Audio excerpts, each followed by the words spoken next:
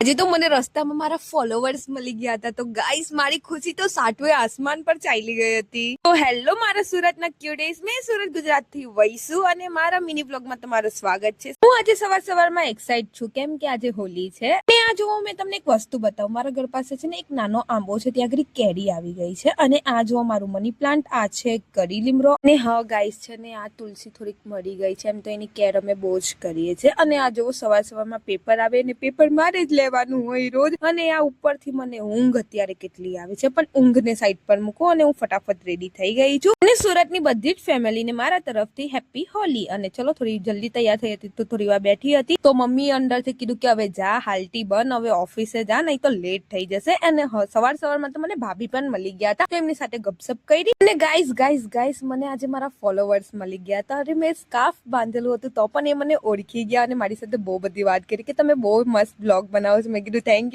You અને thank you ના ચક્કરમાં અમે મારી ઓફિસમાં લેટ થઈ જાઉં, તો એના કરતા પહેલે હું છે ને ઓફિસ આવી, પંચિંગ કર્યું અને કામ ચાલુ કર્યું અને ભાઈ આવીને સીધી મારી વાતો જ ચાલુ થઈ જાય। અને બપોરે તો જો મારા પીસીમાં વોલપેપર હેપી હોલી અને હું બધાને કહેતી હતી હેપી દિવાળી, હેપી દિવાળી। એટલે હું ગાંધી નથી, મને ખબર છે કે હેપી હોલી છે, પણ હું ક્યાં સીધા મોરે બધાની સાથે વાત કરવાની, તો હેપી દિવાળી। અને ભાઈ જો આ બેન તો મારાથી પણ આગળ નીકળ્યા, મતલબ કે હું ઘરે આવીને ત્યારે મારી પર પાણી ઉડાડતી હતી। ઓ ભાઈ હોળી કાલે છે, શાંતિ રાખ થોડીક। મેં કીધું કે હમણાં તો નીચે આવશે ને કિચડમાં સુવરાઈ દેવા, તો એ છોકરી ડરીને અંદર ચાલી ગઈ। અને પછી ઉપર આવીને ચા પી દીધી પહેલા। અને ભાઈ જો કે આજે હોલિકા દહન થાય તો મેં, ભાભી, સીપુ અને મારી એક ફ્રેન્ડ બીજી, એ લોકો છે ને પૂજા કરવા આવી ગયા, પણ છે ને હજી પ્રગટાવાની બાકી હતી તો પૂજા ચાલતી હતી, તો થોડીક વાર વેટ કર્યો અને પછી કઈ વધારે જ વેટ કર્યો, પછી તો ફાઇનલી હોલિકા દહન થઈ ગયું। અને મેં એક જ વિશ કરું છું, મારી અંદરની જેટલી પણ નેગેટિવિટી છે એ આજે બળી જાય અને બસ મને ખાલી પોઝિટિવ વાઇબ જોઈએ છે। તે આશીર્વાદ મેં લઈ લીધું અને મેં, ભાભી અને સીપુ જોવો એક જ સાથે પૂજા કરીએ છીએ। અને પૂજા કરતા પણ જોવો યાર, મને પૂજા કરતા નથી આવડતી યાર, મેં કેટલા વર્ષથી પૂજા કરું છું ને હું ભૂલી ગઈ, પણ એનીવેઝ કઈ નહીં, મેં પૂજા કરી દીધી હતી। અને ભાઈ ઘરે આવીને તો પહેલે મારું એડિટિંગ કર્યું અને પછી જોવો કાલે મને ખબર છે, કાલે મારી ઓફિસમાં મને છે ને લાલ, પીલી, લીલી, ગુલાબી પડી બનાવી દેવાના છે। એના કરતા પહેલે છે ને હું મારા હેરમાં છે ને આ તેલ નાખી દઉં। હું સમથિંગ છે ને 1.5 વર્ષમાં પહેલી વાર તેલ રાખું છું, કેમ કે છે ને મારા હેર મને બહુ જ પ્યારા છે, કેમ કે શોર્ટ હેર છે અને તમને તો ખબર જ છે, મેં કાલે જ કીધું કે મેં હવે તકલીફ થવાની છે, એટલા મારા વાળ છે ને ઉતરે છે। તો જો અમે અત્યારે ગાંડી તો થઈ ગઈ છું મારા વાળની પાછળ, તો ફટાફટ એ બાંધી દેવું। અને છે ને મને બહુ જ કંટાળ આવે છે આજે, કેમ કે ભાઈ મારો ભાઈ છે ને મને કશે બહાર નથી લઈ ગયો ને એટલે। પણ ચલો અત્યારે ફટાફટ હેર કેર કરી દીધેલી છે, ફટાફટ